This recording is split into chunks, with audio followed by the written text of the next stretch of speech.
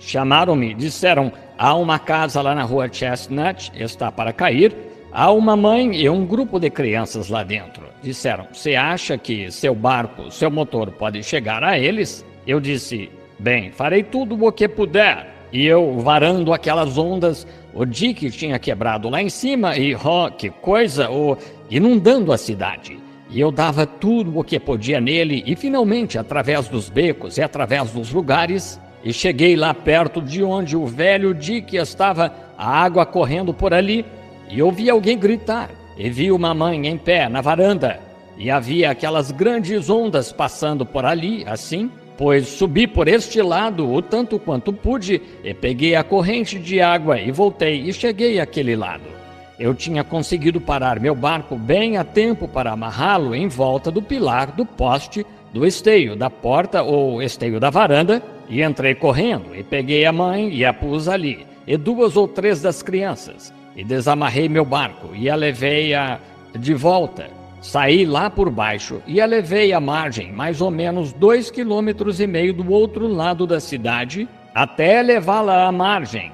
E então, quando cheguei lá, ela tinha desmaiado. E ela tinha começado, ela estava gritando: meu nenê, pois pensei que ela quis dizer que ela tinha deixado o nenê na casa. Oh, que coisa! Voltei enquanto estavam tentando cuidar dela e descobri, ela estava querendo saber onde seu neném estava aí. Havia um menininho de mais ou menos 3 anos e pensei que ela quis dizer um nenezinho de peito ou algo assim. Assim voltei e cheguei lá, e quando cheguei com aquele barco e entrei e não pude achar nenhum nenê, e a varanda soltou-se e a casa caiu. E corri bem depressa e agarrei o pedaço que estava flutuando no meu barco, subi no barco e puxei aquilo e soltei-o. E me levou para a corrente do rio principal então. E eram mais ou menos 11h30 da noite, e caindo saraiva miúda e nevando. E agarrei no cordão de partida e tentei puxar o barco e não pegou. E tentei e não quis pegar. E tentei de novo, afastando-me naquela corrente, a cachoeira bem na minha frente. E eu estava tentando mesmo e pensei: oh, que coisa, aqui está meu fim. É agora. E eu estava tentando muito mesmo. E eu disse: Senhor, por favor, não me deixe morrer assim. E eu puxava e puxava. E voltou a mim: e aquele monte de lixo ao qual você não quis ir? Está vendo? Sim. Eu pus a mão no barco de novo e disse: Deus, tem misericórdia de mim. Não me permitas deixar minha esposa e a nenê assim, e elas estão lá doentes. Por favor. E eu continuava puxando assim, e não pegava. E eu podia ouvir o rugido lá embaixo, porque só uns minutos e, que coisa, seria o fim. E eu disse: Senhor, se tu me perdoares, eu te prometo que farei qualquer coisa. Ajoelhei-me naquele barco lá, e a saraiva miúda batendo em meu rosto, eu disse: farei qualquer coisa que quiseres que eu faça. E puxei de novo e pegou. E acelerei o mais que pude. E finalmente cheguei à margem. E voltei para achar a caminhoneta de patrulha, e pensei em... Havia alguns deles que disseram: Ei, o abrigo do governo acabou de ser inundado. Minha esposa e nenê lá dentro, os 2 nenês. E parti para o abrigo o mais rápido que pude. E a água tinha uns 4,5 metros por tudo lá.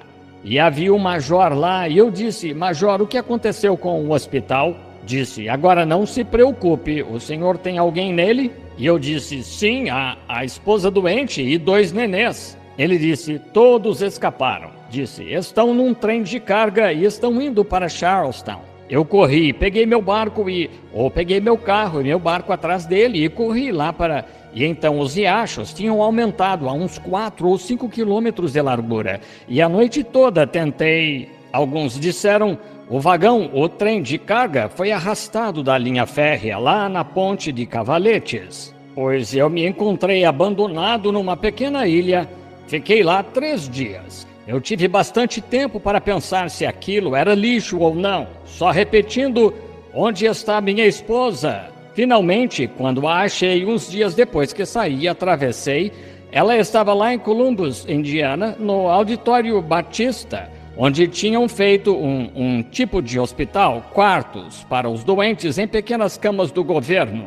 E corri até lá o mais que pude, tentando encontrar onde ela estava, gritando Hope, Hope, Hope. E olhei e ali estava ela deitada numa caminha e ela pegou tuberculose. Levantou a mãozinha ossuda e disse, Billy, e eu corri até ela e disse, Hope, meu bem. Ela disse, estou horrível, não é? Eu disse, não, meu bem, você se parece bem. Por uns 6 meses nós trabalhamos com tudo o que estava em nós para tentar salvar a vida dela, mas ela continuava ficando cada vez pior. Um dia eu estava patrulhando e eu estava com meu rádio ligado e pensei ter ouvido fazerem uma chamada no rádio. Disse, para William Branham, querem o senhor no hospital imediatamente, esposa morrendo. Apressei-me o quanto pude até o hospital, liguei a luz vermelha e a sirene e fui. E então eu cheguei ao hospital e parei, entrei correndo, passando pelo hospital, vi um colega com quem eu pescava, corríamos juntos quando meninos, Sam Adair. O Dr. Sam Adair é ele a quem a visão veio há pouco tempo. Ele disse sobre a clínica. E ele disse, se alguém duvidou da visão, chame-o a cobrar se quiser saber se foi assim ou não. E assim, ele saiu assim e estava com o chapéu na mão. Ele olhou para mim e começou a chorar. E eu corri até ele, o abracei. Ele me abraçou, disse, Billy, ela está morrendo. Ele disse, sinto muito. Fiz tudo o que pude, tenho tido especialistas e tudo mais. Eu disse, Sam, certamente ela não está morrendo. Disse, sim, ela está morrendo. E ele disse, não entre aí, Bill. E eu disse, tenho que entrar, Sam. E ele disse, não entre, por favor, não faça isso. Eu disse, deixe-me entrar. Disse, vou com você. Eu disse, não, fique aqui fora. Quero ficar com ela nos seus últimos minutos. Disse, ela está inconsciente. Entrei no quarto e a enfermeira estava sentada ali e estava chorando, porque ela e Hope foram companheiras de escola. E assim eu olhei e ela começou a chorar. Levantou a mão e começou a sair. Eu olhei para ela e a sacudi. Ali ela tinha emagrecido de uns 55 quilos a uns 27. E eu a sacudi. E se eu viver até 100 anos, nunca me esquecerei do que aconteceu. Ela se virou e aqueles olhos bem grandes e bonitos olharam para mim. Ela sorriu. Ela disse, por que me chamou de volta, Billy? Eu disse, meu bem, acabo de receber a transmissão. Eu tinha que trabalhar. Estávamos muito endividados e uma conta do médico de centenas de dólares e nada para pagar. E eu tinha que trabalhar. E eu a visitava 2 ou 3 vezes por dia e toda noite. E naquele tempo, quando ela estava naquela condição. Eu disse, o que quer dizer com chamar você de volta? Ela disse, Bill, você tem pregado sobre ele, tem falado sobre ele, mas não faz ideia do que é. Eu disse, do que você está falando? Ela disse, do céu. Ela disse, olhe, ela disse, eu estava sendo escoltada ao lar por algumas pessoas, homens ou mulheres ou algo, estavam vestidos de branco.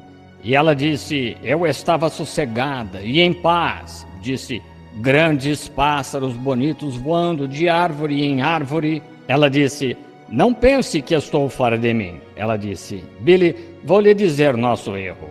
Ela disse, sente-se. Não me sentei, ajoelhei-me, peguei na mão dela. Ela disse, você sabe onde está o nosso erro? E eu disse, sim, querida, eu sei. Ela disse, nunca devíamos ter escutado mamãe. Aquele povo estava certo. E eu disse, eu sei. Ela disse, prometa-me isto, que você irá àquelas pessoas. Disse, porque estão certas. E ela disse, crie meus filhos assim. E ela disse, quero dizer-lhe algo. Ela disse, estou morrendo, mas disse, eu não temo morrer. Disse, é tão belo. Ela disse, só lamento deixá-lo, Bill, e sei que você tem essas 2 criancinhas para criar. Ela disse, prometa-me que você não ficará solteiro e não deixará meus filhos serem levados de vento em popa. Isso foi uma coisa sensata para uma mãe de 21 anos. E eu disse, não posso prometer isso, Hope. Ela disse, por favor, prometa-me. Disse: uma coisa quero dizer-lhe. Disse: você se lembra daquela espingarda? Eu gosto demais de espingardas. E ela disse: você queria comprar aquela espingarda aquele dia e não tinha o bastante para dar de entrada? Eu disse: sim. Ela disse: tenho poupado meu dinheiro, moedas de 5 centavos, para tentar dar de entrada naquela espingarda para você. Ela disse: agora, quando isto acabar e você voltar para casa, olhe no sofá-cama ou na cama de armar, debaixo daquela folha de papel em cima.